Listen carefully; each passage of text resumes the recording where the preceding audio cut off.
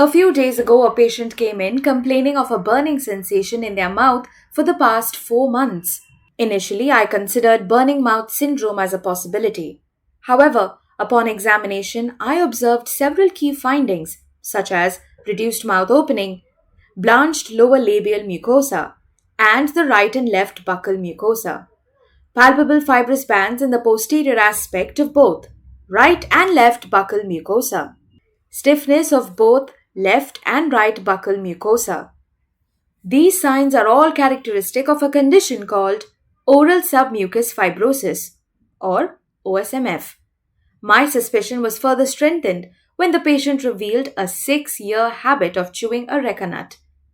This table shows the definition of oral submucous fibrosis. Feel free to take a screenshot. Let us now discuss OSMF further, beginning with the clinical features. The most common sites affected, besides the labial and buccal mucosa, as seen in our patient, are the retromolar area and the soft palate. Initially, patients might experience erythematous lesions with petechiae, pigmentation, vesicles, and erosions. These can cause a burning sensation. As OSMF progresses, the affected areas become pale or blanched, sometimes with a white marbled appearance. The most crucial sign, however, is the development of fibrous bands, as were present in my patient. This ultimately leads to stiffness in the oral mucosa and a limited ability to open the mouth.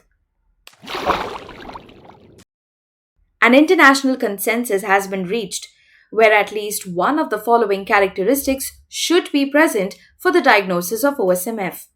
These are palpable fibrous bands, tough and leathery mucosal texture, blanched mucosa, together with histopathologic features consistent with oral submucous fibrosis.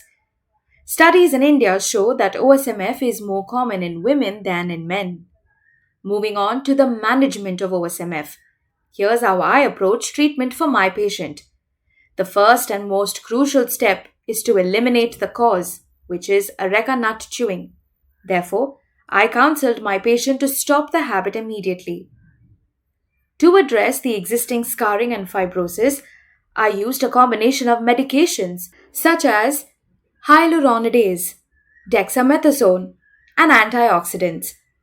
Hyaluronidase helps break down the fibrous bands.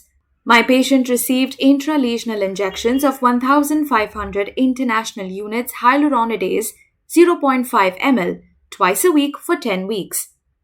The other medicine, dexamethasone, is a steroid that helps reduce inflammation. Intralesional injections of 1.5 ml of dexamethasone were given twice a week for 5 weeks. The third drug is an oral antioxidant which helps fight cell damage and promotes healing. I prescribed oral antioxidants to be taken once daily for 30 days. I also advised certain mouth exercises to help improve mouth opening and increase the flexibility of the oral mucosa.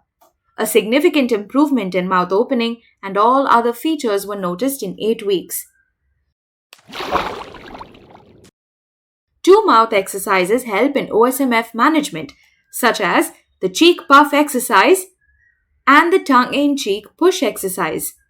The cheek puff exercise involves taking in a deep breath and puffing the cheeks out. The air is held there within the cheeks by tightly closing the lips together. Next, the air is held in either cheek for 5 seconds. This can be repeated 10 times a day. The tongue-in-cheek push is done by pushing the tongue against the inside of the right cheek and moving it up and down. This is repeated 10 times, and the same is done on the opposite side. Moving ahead, we must be aware of the other mucocutaneous disorders that resemble OSMF. These include scleroderma, amyloidosis, and iron deficiency anemia. To begin with, scleroderma and OSMF share common clinical findings such as pale mucosa, microstomia, reduced mouth opening, facial atrophy, and dysphagia. However, Reka nut chewing is associated with OSMF and not scleroderma. Next, we have amyloidosis, which is not an Reka nut related condition. It also involves an enlarged tongue with nodular lesions. The third one, which is iron deficiency anemia, has clinical findings such as pallor, along with pigmentation, blanching, burning sensation, dysphagia, and atrophy of the tongue seen in OSMF2. However, it is also characterized by other associated features such as grey hair, koilonychia, tiredness, lethargy, and breathlessness. At present, oral submucous fibrosis is considered to be one of the most common oral potentially malignant conditions leading to high morbidity. Early diagnosis and management are necessary to prevent further complications. Pop quiz.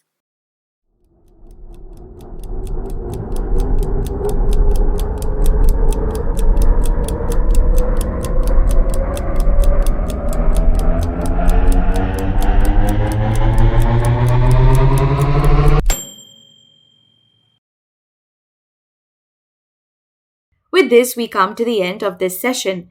We hope you had fun learning with us.